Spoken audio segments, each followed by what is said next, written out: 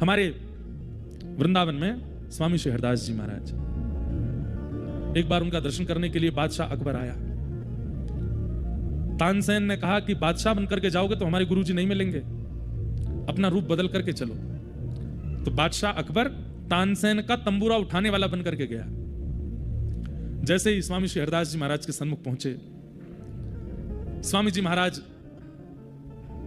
जैसे ही गाने लगे, तानसेन ने मना किया था अकबर को कि वाहवाही मत करना, हमारे गुरुजी को वाहवाही करने वाले अच्छे नहीं लगते। लेकिन अकबर खूब सोच के गया वाहवाही नहीं करूंगा, लेकिन आदत से मजबूर जैसे ही स्वामी जी ने गाना प्रारंभ किया, अकबर के मुख से वाह वाह वाह निकल पड़ी। तुरंत स्वामी श्री हरदास जी ने नेत्र खोलकर, कौन है ये? इसके स्वर से पता लगता है कि कोई मुगल सल्तनत का व्यक्ति है। ए तानसेन, किसको लेके आए हो? बोले महाराज, जहां पना अकबर हैं, हिंदुस्तान के इस वक्त राजा हैं।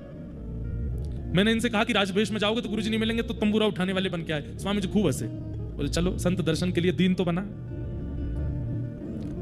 अकबर ने कहा आप मेरा रूप पहचान ही गए हैं, तो अब मुझे थोड़ी आपकी खिदमत करने दीजिए। स्वामी जी बोले इन सब की हमको आवश्यकता नहीं। बोले नहीं, अब मैं आया हूं आपके द्वार पर, कुछ तो करूंगा। स्वामी जी बोले अब तेरी जो इच्छा हो कर ले।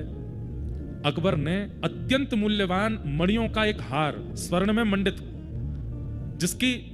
जिसका मूल्य उस काल के भारत में कोई आंकलन नहीं कर सकता था, ऐसा अमूल्य हार मणियों का निकाल करके स्वामी जी के गले में पहना दिया। स्वामी जी ने पहन लिया।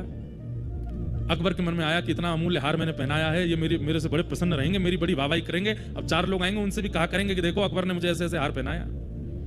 स्वामी जी तो सबके मन की जानते हैं। इतने में स्वामी जी ने कुछ आलाप लगाया, तो जैसे ही गाने लगे तो हिंसक जीव, पशु पक्षी सब वहां इकट्ठे होने लगे और दूर बैठ करके स्वामी जी को सुनने लगे। तभी एक हिरण आया और स्वामी जी के बगल में आकर के बैठ गया। स्वामी जी ने वही हार उतार करके हिरण को पहना दिया। अकबर बोला रुकिए रुकिए रुकिए, ये क्या कर रहे हैं, क्या कर रहे हैं? इतने में तो हिरण भाग गया वहां से, हार पहन करके वन में चला गया। अकबर बोला राम राम, ये कैसे व्यक्ति हैं? इतना महंगा हार, इतना अमूल्य हार, अरे आपको नहीं चाहिए था तो मुझे ही वापस कर देते, मैं अपनी रानियों को दे देता, किसी और को दे देता। एक हिरण को पहना दिया, इतना भी मूल्य नहीं समझा आपने मेरे द्वारा प्रदत्त की गई सामग्री का। स्वामी जी बोले बैठ जा, बहुत देर रह गई है तो बोलते बोलते मन में यूं ही विचार करके आयो कि तेरी प्रशंसा करेंगे हम, रुक जा। फिर कुछ गाया तो जैसा वो हिरण था ऐसे असंख्य हिरण प्रकट हो गए और सब हिरणों के गले में वही हार था जो अकबर ने पहनाया। और बोले सुन देख, सबन के गले में हार हैं?